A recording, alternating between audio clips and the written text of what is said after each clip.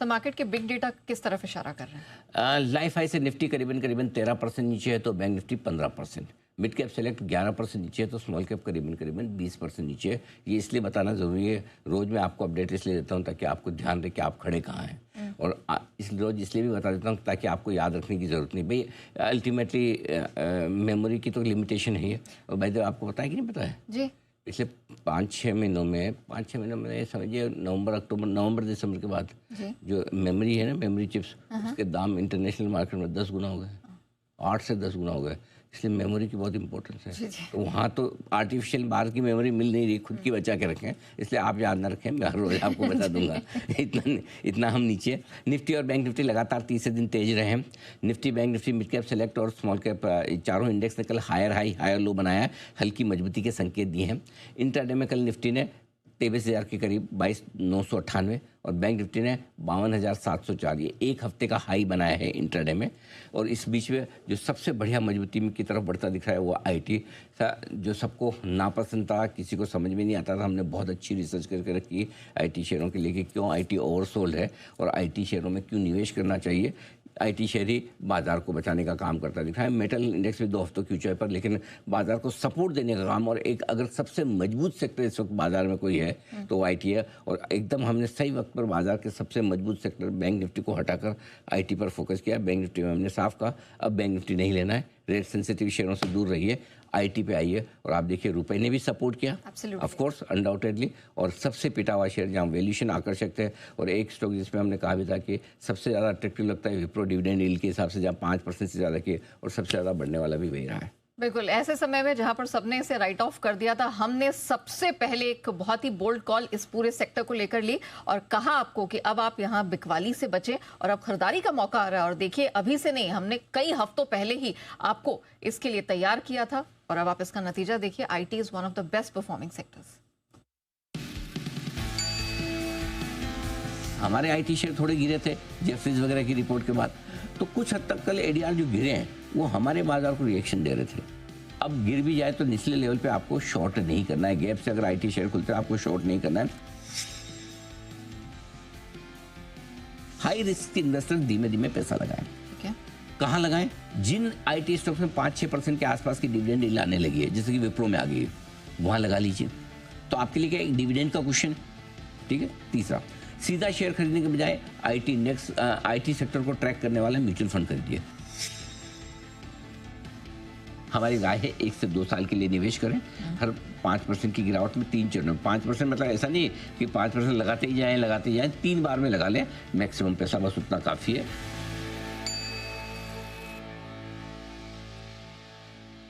चलिए बढ़ते हैं एफआई बिग डेटा की तरफ। सर एफआईज क्या कर रहे हैं? एफआईज कुछ नहीं कर रहे, खराब ही कर रहे हैं जो कुछ कर रहे हैं। पहली चीज़ तो इंडेक्स फ्यूचर्स की लॉन्ग पोजीशन थोड़ी बढ़कर 17.5% पर पहुंची है, ज़्यादा खुश होने की बात है नहीं। कल 24वें दिन लगातार बिकवाली की, 8,200 करोड़ के आसपास की बड़ी बिकवाली हुई है। 22 नवंबर 2024 के बाद पहली बार ऐसा हुआ है कि एफआईज ने इतने दिनों की लगातार बिकवाली की है। वो 23 दिनों वाला रिकॉर्ड तो टूट गया, मार्च 2025 का था। अब 38 दिनों का रिकॉर्ड है 22 नवंबर 2024 का, उसकी तरफ हम पहुँच रहे हैं। एफआईज ने नेट कैश, स्टॉक और इंडेक्स फ्यूचर्स मिलाकर 7,318 करोड़ की बिकवाली की है।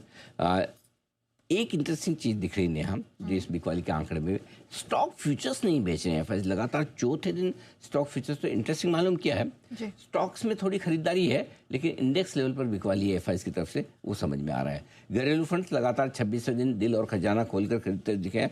8,000 करोड़ से ज़्यादा की खरीदारी की। थैंक यू वेरी मच है जी, थैंक यू भी क्या बात है, हमारे तो पैसा है उनके पास में। हाँ, हम आपस में आपको भी थैंक यू, मुझे भी थैंक यू, ठीक है ना। सीरीज के पहले ही 3 दिनों में एफआईज ने, देखिए नंबर देखिए, 26,000 करोड़ बेचा, हे भगवान। और घरेलू फंड ने 22,000। ये कैश के डेटा बता रहा हूँ, ये हालत है। सोचो 3 दिन में 26,000 करोड़, 8,000 करोड़ प्लस 27,000 करोड़, मतलब 9,000 करोड़ डेली रन रेट है। 9,000 करोड़ का मतलब मालूम है कि लगभग $1 बिलियन। लूट लो हमारे को। एक मतलब $1 बिलियन की बिकवाली अगर रोज हो, कितने दिन चलेंगे हम, वही वाली बात है। चलिए, अभी तक तो चल रहा है जब तक चल रहा है। ओके, ग्लोबल मार्केट में क्या दिखा सर आप? अमेरिका ठीक रहा, कल चारों इंडेक्स अच्छी मजबूती के साथ बंद होते हुए दिखे हैं। S&P और नेस्डेक में तो ज़्यादा अच्छी मजबूती रही, जो लगातार चौथे दिन तेज होते हुए दिखे हैं, वहाँ अच्छी खरीदारी हुई है। करेंसी मार्केट में लगातार दूसरे दिन खरीदारी का माहौल रहा है। रुपया 4 पैसे मजबूत होकर 93 रुपये 6 पैसे के आसपास बंद होता दिखा है। लाइफ हाई से करीबन अब तक 215 पैसे रिकवर हो चुका है। 95.21 का लो बनाया था और अब आप 93.6 पर आ चुके हैं। डॉलर इंडेक्स $100 के नीचे है, हल्का सा सुस्त है, और कच्चा तेल हल्की बढ़त के साथ इस वक्त $111 के आसपास ट्रेड करता हुआ दिख रहा है, which is fine. Okay sir, अब क्या लग रहा है, निफ्टी ओवरसोल्ड के करीब है?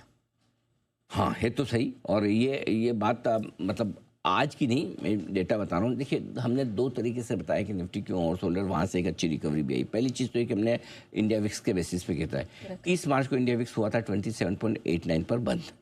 8 मार्च 2024 के बाद 4 साल बाद इंडिया विक्स का ये हाईएस्ट लेवल आया, ठीक है।